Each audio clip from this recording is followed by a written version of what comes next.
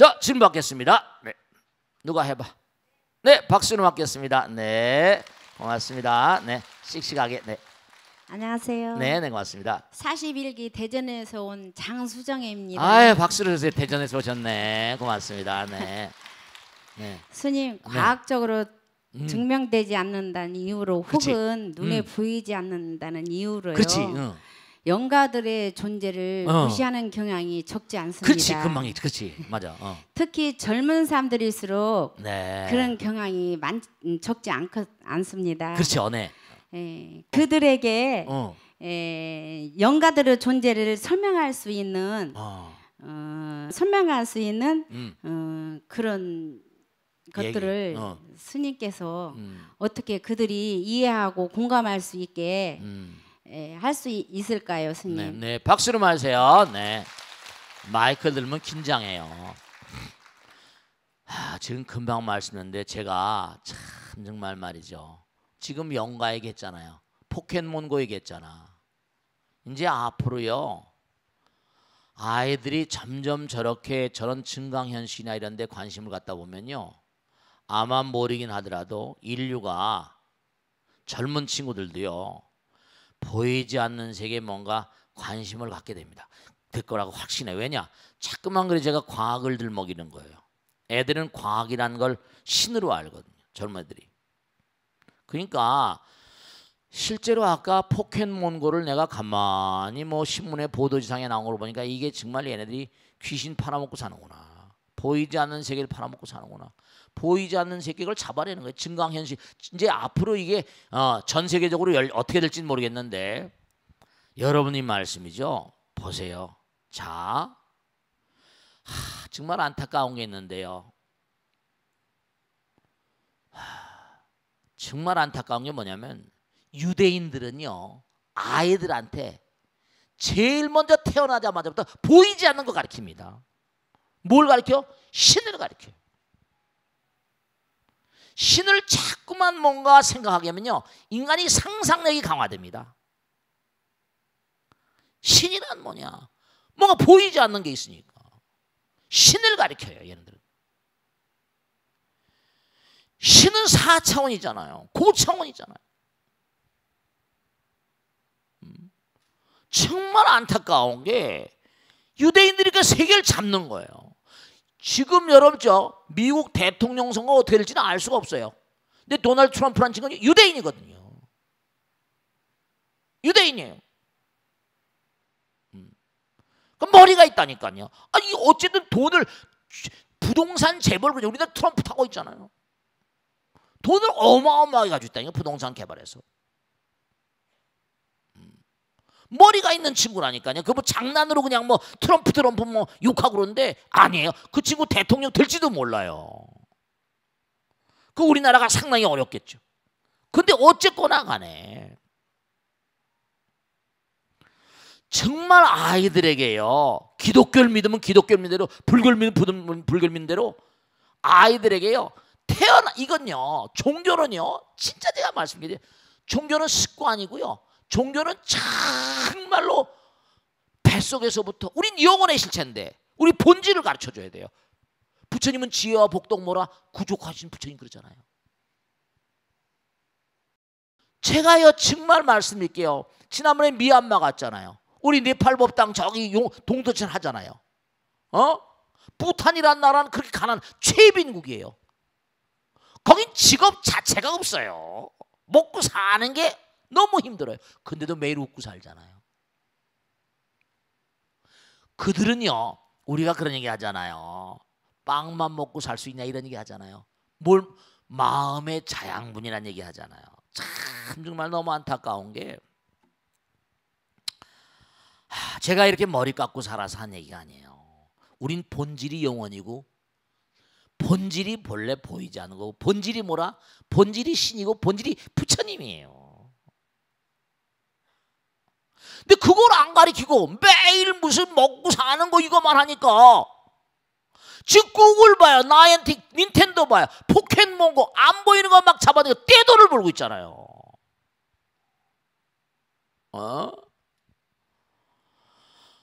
우리나라 사람 머리가 좋습니다.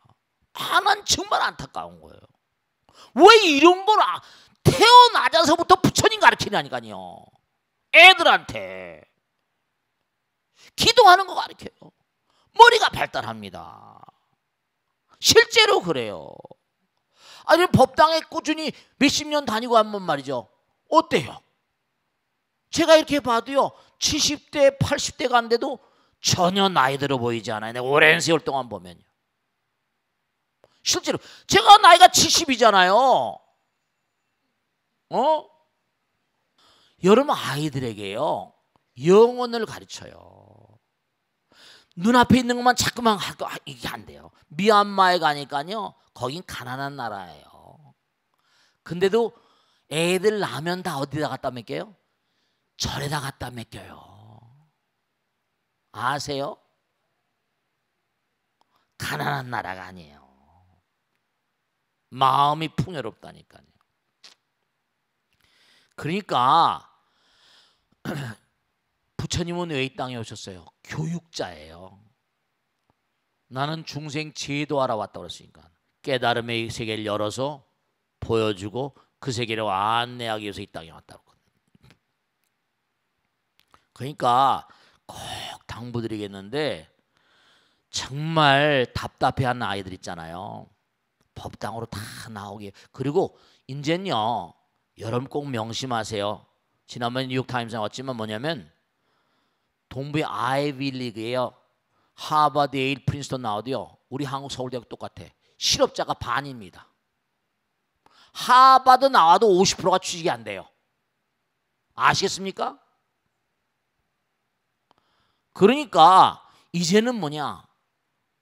제너럴 일렉트릭 제프리 이멜트가 한 얘기가 있어요. 뭔가 아니 이제는 제품도 대량 생산의 시대는 끝났다 이랬어요. 뭐다? 주문 생산이에요. 자동차도 뭐죠? 요거 이렇게 해주십시오. 한 대 한 대당 뭐라? 근수 비싸게 받는 거죠. 전부 다 IT화해야 돼요. 모든 공장들 다. 이젠 정말로 뭔가 아니요. 이젠 머리 싸움이에요. 그래서 아이들에게 그냥 똑같은 천편일률의 초등고등학교, 대학교 이런 공부가 이게 능사가 아니에요. 다보스 포럼에 나왔잖아요. 이제 의사들이니 뭐니 지금 변호사가요. 로스쿨 나서 변호사 시험 합격 연수원 출신이요. 9급 동석이로 들어갑니다. 동석이. 신문에 났잖아요. 9급 동석이로 들어간다고 9급 공무원으로 시험 쳤다는 거 아니에요. 변호사가. 미국엔 로스쿨 나온 변호사가 전부 다 부동산 중개인이에요. 이제는 완전히 의사 이제 앞으로 심각하게 문제가 생길 겁니다. 왜냐? 알파고 같은 그런 IBM 왓슨 같은 그런 의사가 더 잘하거든. 의사가 못 잡아내는 걸 컴퓨터가 잡아내요. 이제 앞으로 파격적인 시대가 오기 때문에 이제는 뭐냐? 부처님의 내비게이션에 의지해야 돼. 어디로 갈 것인가?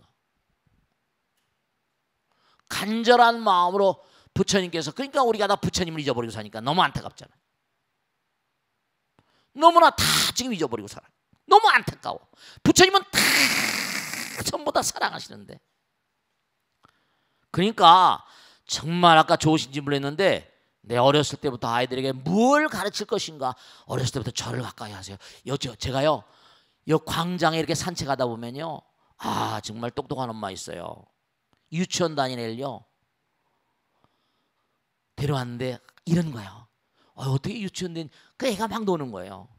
근데 하루 자기가 아빠가 여기 오고 싶다 그래서 데려왔더니 유치원 다니는 애를 데려왔는데 엄마 어제 저녁에 부처님 꿈꿨어. 약사대불 꿈꿨다고 그래요. 약사대불 꿈꿨어. 애가 그러더래요. 그래서 꿈을 꾸니까 영상이 좋은 꿈을 꾸면 좋은 연상작용이 올 수밖에요. 공부는 그런 거거든요. 그게 자꾸만 약사대불 전에 들어오니까 애가 훨씬 밝아진 것 같아. 그냥 그렇게 유대인들 공부 방법이에요. 유대인들은 보게 해요. 강요를 안 해요. 듣게 하고요.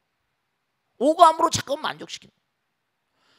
그래서 습관이 무서운 공부예요. 3살적 버릇이 뭐라? 80까지 가요. 그러니까 정말 좋은 질문하셔서 여러 가지겠는데 꼭 명심하시고, 법당을 여기 아니 지방에서 술 옆에 오잖아. 광주에서 버스가 몇 대씩 와요. 깜짝 놀랐어요. 지방에서 막 올라와요. 근데 법당에 엎어지면 코 날 텐데 왜 안 와요? 매일 술 옆에 오는 것처럼 매일 와봐. 물론 기도하는 분들 많이 계시지만. 자, 익명 게시판 하겠습니다.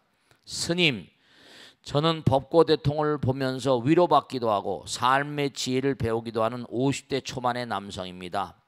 얼마 전 아내와 진지하게 죽음에 대한 이야기를 나눈 적이 있습니다. 아무런 준비 없이 배우자의 죽음에 직면해서 황망해하는 모습을 주위에서 여러 번 봐왔던 터라 우리도 미리 준비를 하는 게 어떻겠냐고 조심스럽게 이야기를 꺼냈는데요. 참 슬기로운 그런 남편이네요. 아내가 처음에는 내켜하지 않았지만 죽음에 대한 준비가 필요하다는 사실엔 동의했고요. 우리는 현실적인 경제 문제에서부터 생명 유지 장치를 이용한 생명 연장과 장기 기증 등에 대해서까지 많은 이야기를 나누었습니다. 그러면서 아내에게 부탁했습니다. 제가 만약 질병이나 사고로 의식 없이 누워 있다면 현대의학의 힘을 빌어서 억지로 생명을 연장하지 말아달라고요. 제 아버지는 의식 없이 4년 가까이 누워 계시다 돌아가셨는데 그동안 어머니를 비롯한 가족 모두가 참 많이 힘들었거든요. 그러면 돈도 아주 많이 깨졌을 거예요. 억지로 생명을 연장하는 것에 대해서 스님께서는 어떻게 생각하시는지요? 그리고 우리는 죽음에 대해서 어떤 생각을 가져야 하는 것일까요? 큰 스님의 지혜를 청합니다. 아주 좋으신 질문이에요. 자, 중요한 건요, 여러분이 명심하실 게 있어. 이 육신은 뭐죠? 부처님이 무명, 이른바 한생각 이기심으로 말미암아서 24시간짜리 별에 이른바 말하면 유배해 온 거예요. 그러니까 이 육신은 뭔가 아니 언제인지. 그러니까 현대과학에서 지금 굉장히 궁금해하는 게 풀리지 않은 수기가 3개가 있습니다. 하나는 뭐죠? 빅뱅이에요. 빅뱅. 또 하나는 이코레임시아싱, 에너지가 질량이 되는 그 가교. 또 마음과 몸의 연결 상태. 마음과 몸 어떻게 하면 끊어지는가? 몸이 시체가 되잖아요. 근데 지금 살아있잖아요. 근데 몸은 죽으면 뭔가 마음이라는 게 있긴 있다는데 그 있다 없다 얘기를 막 하잖아요. 이 마음과 몸의 연결 상태. 네, 중요한 게요, 여러분이 마음과 몸의 이게 전부가 다 그래서 일통체험을 해보게 하시는 거예요. 몸 안에서 뭐가 빠져나가는구나, 보이지 않는 다른 차원의 세계를 체험을 시키는 거예요. 중요한 거는 이게 참 안타까운 건데, 자, 우리가 이 몸뚱아리를 받고 나온 이유 왜 그럴 것 같아요? 우리가 이 몸뚱아리를 받고 나온 이유는 이 몸뚱아리를 받아가지고 여기서 뭔가 지혜와 공덕을 짓고 일을 하기 위해서 왔잖아요. 나를 개량하고 이 세상에 도움을 주고 공덕을 짓고. 그런데 이 기계가, 이 육신이 뭐라? 몇 년 동안 가동할 도저히 가망성이 없고 몇 년 동안 계속 다시 소생한다라 하더라도 이게 대단히 어려운 상태. 의학적으로 여러 가지 판단이 나올 거 아니에요. 그땐 구태여 이걸 둬서 뭘 하겠어요? 구태여. 세상에 도움이 안 되는데, 자기 자신에 도움이 안 돼. 그런 것도 법적으로 뭔가 조치를 취해야 돼요. 미국에서는 그런 법이 나와 있습니다. 가족들과 의사들이 공동으로 뭔가 합의하에 존엄사로 존엄사, 안락 사람 말보다 존엄사. 그러니까 중요한 건 뭐냐면, 뭔가 이 땅에 우리가 온 이유는 본질적으로 우리는 부처님이라니까. 깨닫지 못한 부처님이 여기 와서 지혜와 복덕과 이 세상에 뭔가 이로움을 주기 위해서 이 땅을 살고 있다니까요. 그 이렇게 전부 다 우란 문제지는 건 마찬가지예요. 근데 몇 년 비용도 막대하죠. 그게 몇 년씩 만약에 병원에 있어 봐요.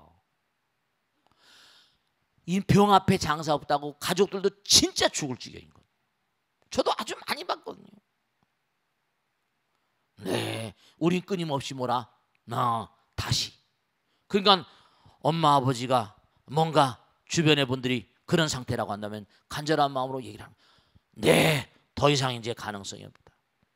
부처님, 어머니, 아버님 혹시 어려운 상태인데 몇 년 동안 우리가 가족들의 합의하에서 의사 선생님의 이런 의견을 받아서 뭔가 또 다른 세상에서 또 다른 어떤 오히려 영혼이 진보되는데 너무나 오래 붙잡고 있으면 그것도 뭐라 영혼들도 대단히 힘들 거예요. 그리고 아울러서 지금 장기기증 문제 나왔는데 돌아가신 제가 됐다. 그럼 장기기증 저는 100% 환영입니다. 여러 가지로 우리가 꼭 생각할 게 있는데 그런 게 있어요. 스님 제가 장기기증 하고 싶은데 스님 저는요 무슨 뭐 내 몸에 뭐 병균을 가지고 뭐 보균자 이런 거 있잖아요. 그러니까 그건 참 안타깝죠. 남에게 그 장기증에서 그 사람도 병을 옮기면 안 되니까. 미국에서는 그런 사건들이 많거든요. 장기를 기증 받았는데 그 장기로 인해서 병이 또 오거든요. 그런 건 말고라도 그런 걸 말고 돌아가신 분이 장기를 기증하는 건 나는 공덕일 거로 확신합니다. 이미 다 어쨌든 간에 땅속에 뭐 썩어질 건데 살아있는 사람의 생명을 유지시켜줘가지고 그들이 좀 더 훌륭한 삶을 살게 한다면 그거 뭐 나쁠 게 뭐가 있어요. 그러니까 이 죽음을 앞둔 여러 가지 그런 그 내용에 대해서는요 공부를 전부 다 해야 됩니다.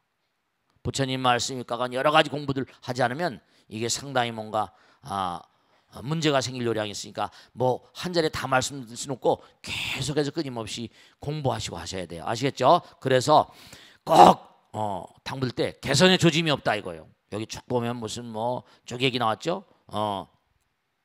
중요한 건 지금 여기 먼저 우리가 죽기 전에 이런 상태가 오면 난 이렇게 미국에서는 내가 죽음에 임박해서 이렇게 장치를 끼고 무슨 뭐 여러 가지 호흡기를 끼고 이런 상태가 오면 나는 뭔가 흔쾌히 가족들의 동의하에서 나는 그런 모든 걸 떼어내기로 약속합니다. 변호사에게 뭔가 약속을 해서 다 해놓습니다. 변호사 합의하에 다 해서. 우리 한국은 지금 어떤 실정인지 모르겠는데 미국엔 변호사 입회하에 다 가족들이 해놓습니다. 이분도 그 보면 그런 얘기를 하셨는데 참 몽고하니 좋으신 말씀 같아요. 그러니까 적극적인 안락사, 적극적인 존엄사 이런 것도 필요합니다. 가족들이 몽고하니 몇 년씩 그러면 아주 대단히 힘들거든요. 비용도 비용이고 지치고 힘들고. 그러니까 그런 건 돌아가시기 전에 가족들 합의하에 변호사하고 같이 의사들하고 같이 뭔가 이렇게 다 합의서를 써놓으면 흔쾌히 뭐 즐거운 마음으로까지는 않지만 적극적인 안락사 같은 거 잘 꼭 생각해 줬고 하나 이제 이 시간이 없는데 낙태 같은 거 이거는 안 되는 거예요. 두 번째 자살 이건 안 되는 거예요. 다음에 또 설명하겠지만 정말로 우리가 세상 살면서 죽음과 삶에 대한 건 함부로 할 수 있는 성들일 게 아니에요. 묘지 움직이는 이런 거 등등 같은 것도 다 자문을 받고 스님들 얘기를 듣고 하는 게 훨씬 의미로운 거예요. 아시겠죠? 자, 질문 받겠습니다. 네, 왔습니다. 네, 왔습니다. 네. 안녕하십니까, 스님. 네. 60기 박공덕문입니다. 네, 그러세요. 네. 스님, 고려시대 규녀 스님의 보현 시본가도 화엄경의 내용을 담았다고 하던데요. 네. 사실 학창 시절에 이름은 많이 들었지만 잘 기억이 나지 않습니다. 네. 보현 시본가에 대해 말씀해 주시면 감사하겠습니다. 좋은 질문이세요. 박수 좀 하세요. 네. 이 균열한 스님은 아마 고려시대 때 광종대분인데 굉장히 그 당시에 지금 역사책이 이렇게 나올 정도면 이분이 그 당시 굉장히 실력자였던 스님인 것만 분명히 형련정이라고 하는 스님 만든 균여전에 나온 얘기인데 그러니까 우리가 흔히 그러잖아요. 그죠? 산회가 향가라고 향가 들어보셨죠? 그 균여전에 들어있는 14수가 있는 그 14수라고 그러죠. 근데 이게 뭐냐면 참 그 균여라는 분이 스님이니까 아마 화엄경 이 화엄경을 공부를 아주 많이 한 그런 스님이었다고 그래요. 그리고 기록에 보면은 고려대 광종이 굉장히 광종 유명하잖아요. 그죠? 고려대 이른바 고려의 극성기를 장식했던 훌륭한 그런 그 왕인데 이 광종의 이른바 말하면 뭐랄까요? 광종의 정책을 위반하는데 굉장히 많은 그런 그 도움을 줬다 이런 기록도 나오고 그래요. 근데 이제 보현 10원과는 우리가 보현보살 10종대원이라는 게 있잖아요. 그죠? 보현보살 10종대원. 우리가 그 뭐 장엄연분이 할 때 많이 나오잖아요. 그거 보면 뭐 하나하나 보면 그 예경제불원 모든 부처님께 그 예경제원 대신에 그 가를 하나씩 다 예경제불가 이렇게 한 겁니다. 그 보현 10원가예요. 아시겠죠? 예경제불원 모든 부처님 우주에 있는 무량한 부처님께 항상 예경하기를 바로 나옵나이다. 예경제불원 칭찬여려온 모든 부처님께 정말 한없는 감사의 칭찬 찬탄 올리고 싶습니다. 예경제불원 칭찬여려원 이렇게 나와요. 그 다음에 광수공양원 정말 세세생 몸과 마음을 다 바쳐서 열심히 수행하기를 바랍니다. 이런 얘기예요. 광수공양원. 그 다음에 참제업장원 끊임없이 내가 지은 업장을 참회하고 또 참회하겠습니다. 참제업장원. 그 다음에 이제 수의공덕원. 정말 누가 뭔가 공덕을 짓는 걸 보면 박수 쳐주고 나도 따라서 그 공덕 짓기를 소원하겠습니다. 뭐 이런 얘기예요. 수의공덕원. 그 다음에 청전법륜원. 정말 하나하나가 금과 옥주입니다. 정말로 뭔가 언제 어느 곳에 가서 전법륜 이른바 끊임없이 부처님 말씀 뭐죠? 끊임없이 펼치고 부처님께서 끊임없이 법문을 펼쳐주시길 원합니다. 저도 끊임없이 부처님 법을 펼치겠습니다. 여러분이 부처님 말씀 공부해서 자꾸만 부처님 말씀을 펼치는 삶을 좀 살아야 돼요. 청전법륜원이라. 네. 그 다음에 이른바 청불주세는 부처님께서 이 땅에 오래오래 머무시기를 간절히 기도드립니다. 그 다음에 뭔가 상수부라고 한 원화항수제부라 뭐 나오잖아요. 그죠? 항상 정말로 불학원 부처님을 따라서 부처님 공부를 끊임없이 연마하기를 원합니다. 상수부라고는요.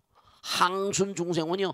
항상 무량 중생들을 다 내가 그 누구도 그들을 중생들에게 수순하는 거야.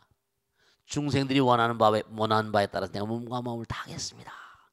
뭐 이런 말씀이에요. 항순중생원이라. 그 다음에 뭔가니 보계회원이라. 내가 그 모든 공덕들이 내가 공덕이 있다 지은 공덕이 있다 그러면 다 내가 전부 다 그들을 위해서 회양하겠습니다. 우리가 회양은 사랑이라 그랬잖아요. 다 베풀겠습니다. 회양은 자비예요.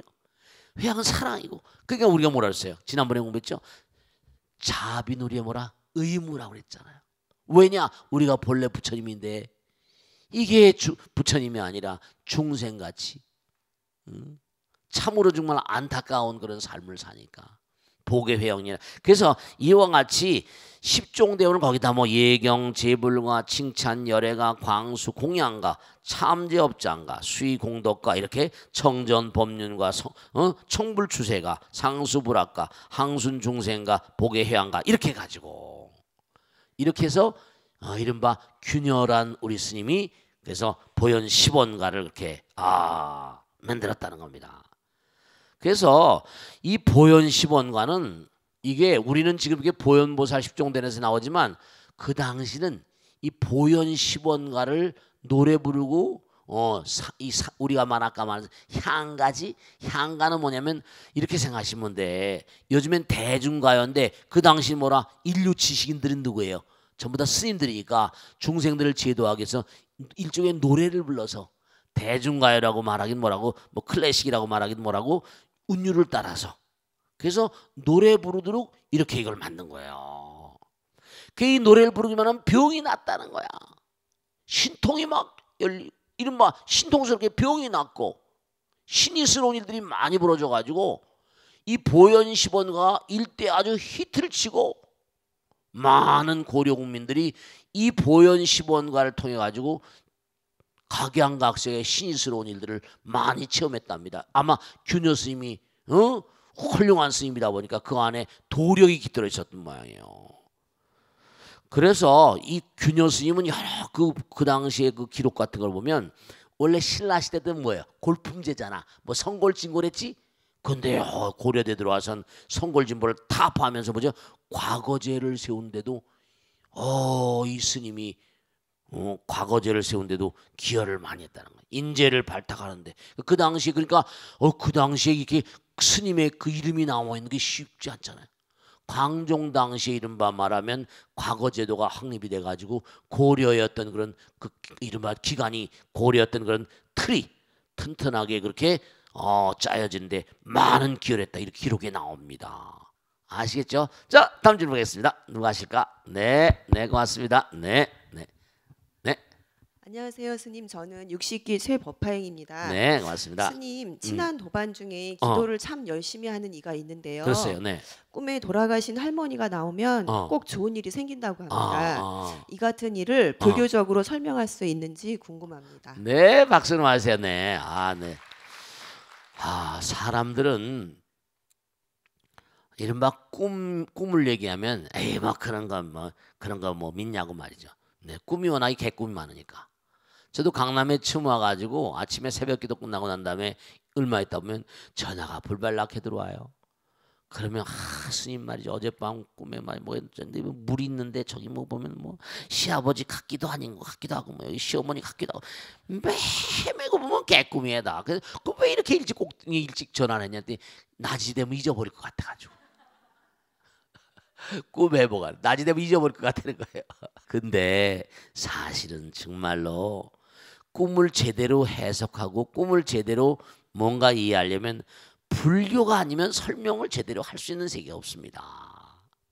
무슨 프로이드의 꿈의 해석이니 칼 구스타프 융이니 뭐 꿈에 대한 앤 페라디 뭐 무슨 디멘트 크라이트면 꿈의 과학자들이 많습니다. 꿈을 연구한. 저도 이제 불교를 하다 보니까 그런 걸 잠깐만 보게 된 거예요. 근데 다 그 사람들이 연구한 게 표면적인 꿈에 지나지 않아요. 꿈의 진상을 좀 알아야 돼.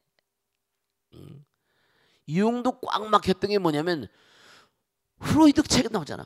왜 꿈을 연구하다 보니까 다른 건 다 좋은데 왜 꿈속에서 돌아가신 엄마를 만나게 될까? 돌아가신 아버지를 만나게 되는 것일까? 어떻게 해서 꿈에서 또 뭔가 미래를 보게 되는 것일까? 내 꿈이 꼭꼭 맞아요 이러는 것일까? 거기는 콱 막혀버렸어요. 네. 오늘 지금 십정품 했잖아요. 꿈에는 지금 뭐라?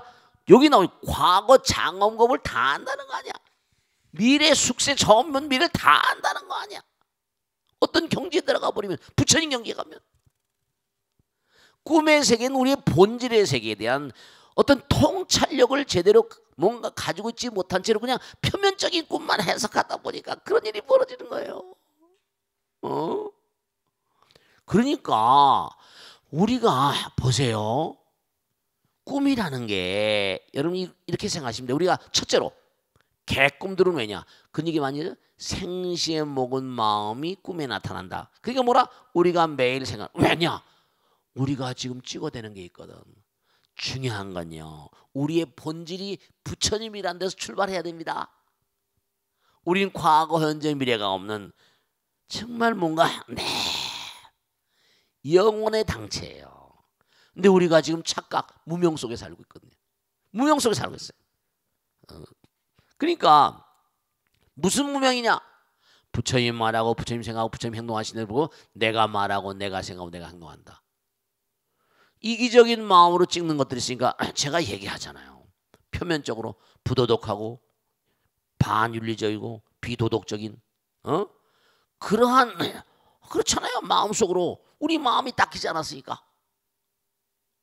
사장님한테 막 야단 들었어요. 자식 애비 하나 잘 만나고 뭐 이렇게 그러면 꿈속에 뭐죠? 역전, 꿈의 역전입니다. 자해가 사장이 되고 뭐요? 꿈은 뭔가 아니 자유자재거든. 막 자기가 사장이 돼 야단을 치고 그 꿈은 뭐라? 우리의 마음의 불평불만, 우리의 마음 가운데 욕구불만을 해소시켜주는 오아시스라고 설명한 꿈의 과학자 앤 페라디 같은 사람이 있습니다. 그러니까 돌아가신 할머니가 꿈에만 나오면 좋은 일이 벌어진다. 이 할머니는 살아생전에 몽고하니 공덕을 많이 닦으신 분이에요. 그래서 몽고하니 아들 딸들에게 좋은 일을, 그렇죠, 좋은 마음이니까. 저 같은 얘는 산에 가서 있을 때 그냥 꿈에 우리 아버지가 나타나기만 하면 그날은 젬병이야. 재수 없는 날이에요. 하여간에 우리 아버지는 악몽을 나한테 항상, 그러니까 제가 중이 되니까 싫어했나 봐요. 그러니까 하여간에 그래서 능인선언 만들고 계속 계속 천도시키려고 제사 지내고 제가 얘기했잖아요. 남의 제사 지낼 때마다 꼽사리 껴서 우리 아버지 님 하나씩 집어넣었다고. 그 어느 날 탁 꿈에 나타났더라고요. 그러더니 네 뜻을 알겠다 이러더라니까요. 근데 그 다음부터 안 나타나. 그러니까 이게 제가 다 체험한 거 얘기하잖아요. 저는 잠을 잘 때도 그냥 예사로 자지 않습니다. 오늘 밤 꿈꾸는 거 내일 아침에 생생하게 다시 반추하기를 그러고 잠들어요. 매일같이 꿈을 매일 관찰합니다. 꿈속에서 뭔가 하니 공부하는 게 참 많아요. 하도 되니까 이제 딱 잠을 들면 그다음에 그 다음날 아침에 꿈꾼 거 분석합니다. 뭘 봤나. 그러니까 이런 꿈에 대한 얘기는 불교처럼 아주 기가 막히게 해석할 수 있는 세계는 달리 없습니다. 아시겠죠? 그 정도에 두고 자, 익명 게시판 보겠습니다. 스님, 저는 직장생활 2년 차 된 20대 후반 여성입니다. 젊은 아가씨네요. 저의 고민은 왕구두수에 식탐이 너무 많은 저희 부장님인데요. 또 뭐 이런 무슨 소리야? 후배 직원들한테 자판기 커피 한 잔 사는 것도 아까워하시는 분이 점심 식사나 회식 자리에는 꼭 끼어서 저희들에게 밥을 얻어 드십니다. 심지어 저희 동기들끼리 하는 회식에도 번번이 오셔서는 본인 이야기만 서너 시간 들어놓은 적이 한두 번이 아닙니다. 그러다가 회식 자리가 끝나간다 싶을 때면 먼저 자리를 일어나 버립니다. 물론 계산은 남겨진 저희들의 몫이죠. 그래서 동기들끼리 회식 한번 하려면 마치 007 작전처럼 신경전을 벌여야 할 정도입니다. 뿐만 아니라 간식으로 과자나 초콜릿 같은 걸 누가 사가지고 오면 음식에 대한 특별한 촉이 있는지 곁을 지나가다가도 발을 딱 멈추고 고개를 쭉 내밀며 뭐 먹어? 같이 좀 먹자? 라고 합니다. 그럴 때면 등 뒤로 소름이 쫙 돋아오르는 건 저뿐만이 아니라고 하더군요. 지난번에는 제가 외국에 있는 친구와 국제우편으로 보내준 과자를 부서 사람들과 나눠 먹으려고 제 책상 위에 잠깐 뒀는데 깜짝까지 사라졌습니다. 놀라서 주변을 돌아봤더니 저희 부장님이 마음대로 들고 가서는 자기 마음대로 사람들과 나눠 먹고 있는 게 아닙니까? 정말 머리끝까지 화가 나서는 부장님 말도 없이 가져가시면 어떻게 하십니까? 라고 따졌더니 능글거리는 웃음을 지으며 뭐 어때? 좋은 건 나눠 먹는 거야? 이러는 것입니다. 말은 옳은 말이네요. 스님, 정말 그때 제가 조금만 더 이성을 잃었더라면 한 대 걷어찼을지도 모릅니다. 참았길 천만다행이네요. 그로도 그분의 이러한 이상한 철학과 행동은 계속되고 있고 저희는 너무나도 괴롭습니다. 저를 비롯한 저희 동기들이 어떻게 하면 좋을까요? 자, 듣기에 따라서는 뭐냐면 굉장히 좀 우스꽝스럽기도 하고 화가 나겠죠, 그죠?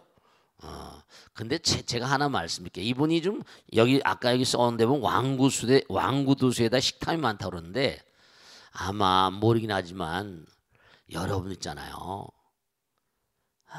여기 남편들이 다 남편들 계시잖아요. 보면 이분은 어떤 철학이 있는 것 같아요. 뭐 여기 철학이 있다고 나왔네. 왜냐하면 여러분 애들 한둘 있고 그 다음에 가정건사하고 웬만큼 살려면 요즘에 월급 가지고 제대로 살기가 뭐라? 굉장히 힘듭니다. 그러니까 이 사람은 아마 몸에 내핍 생활 같은 게 몸에 뱄나 봐.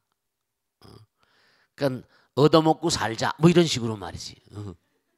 차라리 말이지 인도에 가면 거지가 말이죠. 이런 식입니다. 진짜로 되지도 않는 그 이상한 영화 한 줄. 너 나한테 베풀면 말이야. 너 복 받는데 왜 그러냐 이런 식이에요. 안 주면 너 안 주면 복 못 준다 이런 식이라니까. 그 이상한 거지 철학이 있다니. 거지 철학이. 그러니까 물론 보면 얄밉죠. 이거 얄밉지. 그쵸? 왜 남의 걸 왜 마음대로 가져가. 그런데 그 말은 똑바로 했네. 아까 뭐 좋은 건 너나 먹는 거. 그러면 그럴 때 그러니까 이런 거예요. 자꾸만 이렇게 굴면요. 첫째로 위 상사들이 다 합니다. 여러분죠. 직장일 좀 다녀보고 웬만하면요. 다 다면 평가라고 그래서 사방군데 다 그런 걸 원하는 건 아니시겠지만 다 알아서 그 친구와 그 부장이 그 위 아랫사람들 어때 얼마나 다 체크가 돼서 구조조정 대상에 다 올라갑니다. 이 보살님이 젊은 보살님이 뭐라고 안 해도 다 체크가 됩니다. 중요한 건 기도를 하세요. 아유, 우리 부장님 저러다가 구조조정 대상이 어때면 어떡하냐. 그렇게 기도를 하시니까. 그러시고 뭐냐면 제가 말씀드렸는데 아까도 부탄 얘기를 했지만 누가 내 마음에 걸적거리고 내 마음을 아프게 하면 그 사람 다 선생님으로 알면 돼요. 나는 저렇게 하지 말아야지 말이죠. 내 마음을 아까도 그랬잖아요. 남편이 막 속을 새기고 그러면 뭐라? 그런 남편도 없는 뭐라? 그런 여인네를 생각해 보라 했잖아요. 그래서 뭔가 그렇게 이렇게 뭔가 고깝게 생각하는 것보다 좀 뭐랄까 좀 우습지 않아 이 부장이. 그래 안 그래? 웃기는 뭐 과자 같은 거 몇 푼 가겠어 그거. 초콜릿 뭐 비스켓 같은 거 말이야. 그래 안 그래? 그래도 뭐 외국에서 사온 이저 20대 후반에 있는 여성들은 좀 그런 마음이 있겠네. 이거 내 거 가지고 먹겠냐? 너그러운 마음을 좀 가지세요. 보세요. 하나 마지막으로 말씀이면 다 사람 만나는 것도 복입니다.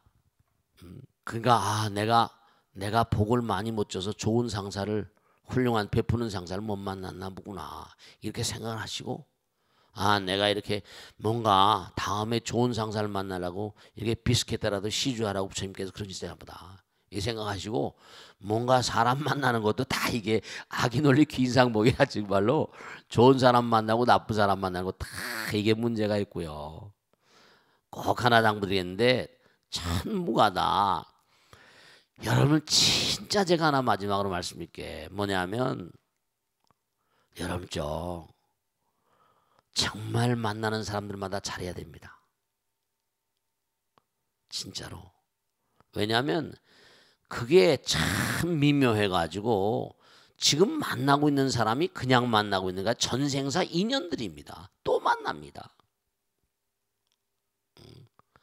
지금 만나는 사람이 무량한 이 우주 대천세계 가운데 이렇게 만나겠는데 그게 세속말로 장난 같으세요? 천만의 말씀이에요. 인연 중생의 지구 인력권에 태어난 것만으로도 무지막지한 인연인데 그러니까 항상 내가 만난 사람에게 항상 잘하도록 해야 돼요. 그리고 꼭 뭔가 이제 앞으로 좋은 일이 오려면 꼭 나쁜 사람 만나고 그 고통을 겪어내지 않으면 또 그 다음 단계 못 가고 꼭 치러야 되는 뭐죠? 통과 의례가 있어요. 패스오버. 아시겠죠? 이게 내가 뭔가 이런 분을 만나서 또 이렇게 기분 좋게 그 짜증내지 말고 죽어도 욕먹습니다. 기분 좋게 비스켓 정도야 뭐 내가. 그리고 밥 한 끼 사는 거 이런 거 뭐야. 그래 그런 거 뭐 좋아. 그런 마음을 좀 흔쾌한 마음으로 가시면 다음에 이제 그런 마음이 길러서 좋은 상사를 만나게 되실 거예요. 아시겠죠? 자, 오늘 여기서 모두 주겠습니다. 대단히 감사합니다. 고맙습니다. 고맙습니다. 네, 감사합니다. 네.